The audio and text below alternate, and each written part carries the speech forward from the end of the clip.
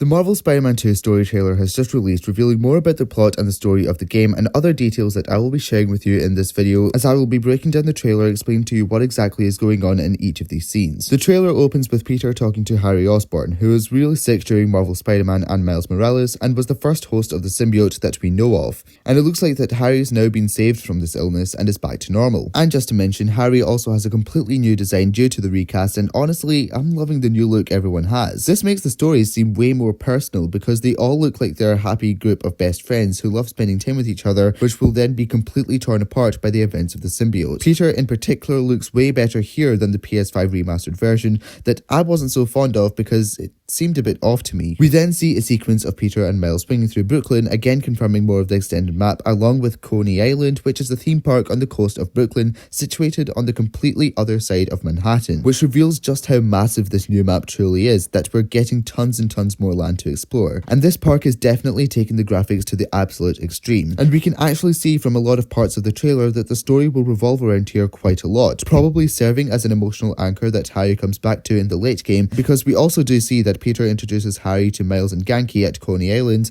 meaning Harry probably kept this place in his mind as a good memory. We then see Kraven's hunters attacking New York, as we already know. And then we also see them boating and flying down this river, which this specific area is on the completely other side of the map, in between Queens and Manhattan Island. We see Peter doing some catering, which I'm not sure if he has a new job completely, because in the prequel comic that released a few months prior, it revealed he had taken a career in teaching, so this specific task he's doing here could be Spider-Man undercover as Peter Parker in the Kraven manner, that I'll call it, that we see Miles break into later on in the trailer. Now we get shown the origin of the symbiote. Now this was confirmed a few days back that Venom will be of alien origin, and here we see the crash site where Venom landed on Earth for the first time. So this is following more of the lines of the Raimi movies rather than the average Venom stories, and I'm not sure, but it looks like this is a younger version of Norman Osborn, which if it is true, then that means that they've had the symbiote for a really long time. We then see Miles confronting Martin Lee for killing his father in the raft, and in the background we see the prison on fire and Spider-Man helping someone in the background, and there's even rain pouring into the facility. And I guess it was inevitable ever since we saw them swing past the raft in the gameplay reveal that the story would lead us into here at some point. And behind Miles we also see a propeller indicating that it was indeed a boat crash that led them into here. And now we get our first ever look at Wraith in the game, who is Captain Yuri Watanabe,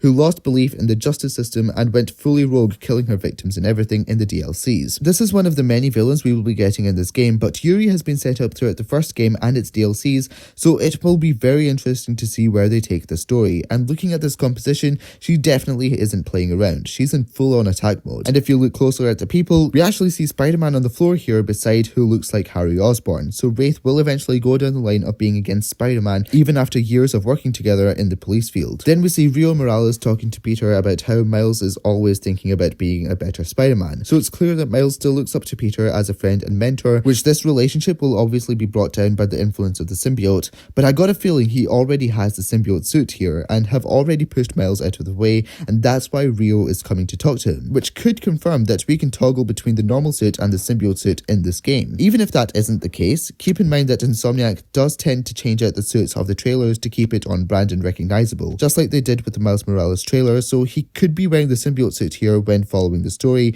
It's just presented as the advanced suit. We then see a shot of MJ being terrified and hiding from Peter in the symbiote suit. Later on, we also see the symbiote taking over the suit as Peter is trapped, so this shows that Peter is definitely going to be spending a lot of time with the suit in this game, to a point where they almost become a perfect bond and he becomes more and more Venom-like. It was also confirmed that Peter would be playing a huge role in making of Venom, so this backs up the fact that Peter will spend quite some time with the black suit, and Peter will be a key factor that helps develop the hatred that Venom has towards Spider-Man, and how it corrupts the host and shapes the symbiote into what it is when leaving Peter. And I am all down for the storyline. It is just absolutely everything and more that I have ever wanted from the black suit, and we are getting a true Venom, a true menacing storyline that he deserves, which is going to create one of the best Spider-Man storylines to exist, with no doubt. Miles then breaks into this room, which is filled with Kraven's hunters and animal heads from his hunts, which I'm going to take a pretty obvious guess that this is his hideout in New York. But what comes after is that we see Peter with a black suit trying to stabilize the lizard, and then fails when it roars, which is when Peter will find out that the noise is one of the symbiote's weakness. I'll talk about the other weakness later on in this video, but this setting here looks like it takes place in the sewers underneath the city. So this must be picking up exactly where the gameplay reveal left off, where Peter ran off solo to fight the lizard. But we also see that the first thing Peter Peter does when hearing the sound is cover his face, not the ears. Now I've got a feeling that this is because when the symbiote feels that weakness, it reveals its true form for a moment, which was shown in both Raimi's Spider-Man 3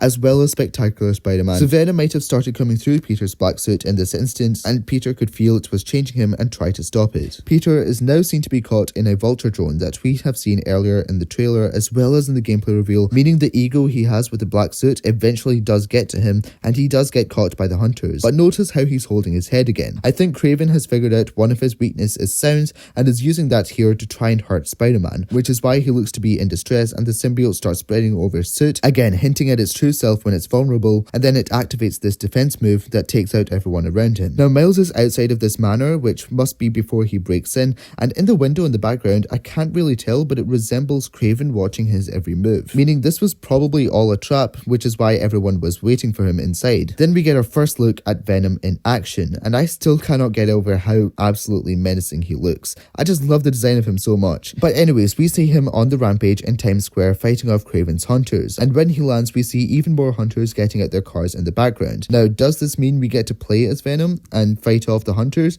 Who knows? We will find out.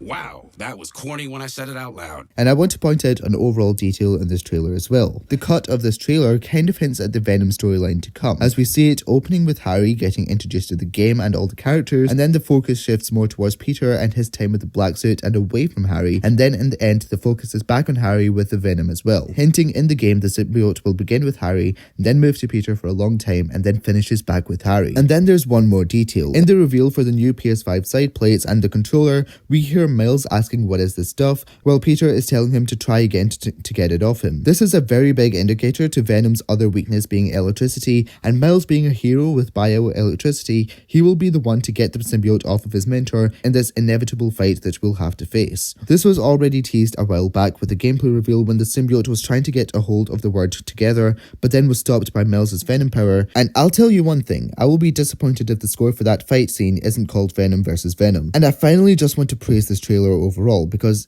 is this a game or a movie? I genuinely cannot see the difference. The graphics look unbelievable and every shot is literal cinema. I'm not even joking. Everything from the rain around Venom, the lighting of Coney Islands, all the lighting and effects that we see throughout the trailer, it just looks so good to be a game. Insomniac has absolutely outdone themselves with this game, and the power of the PS5 only pushes that to the maximum. So that's a basic recap of the story trailer, but I will be working on another video where I'll be going in a more in-depth analysis, showing more hidden details and Easter eggs dotted around the trailer. So if you don't want to miss that out, then make sure to subscribe to the channel and turn notifications on so you don't miss it, and I shall see you then.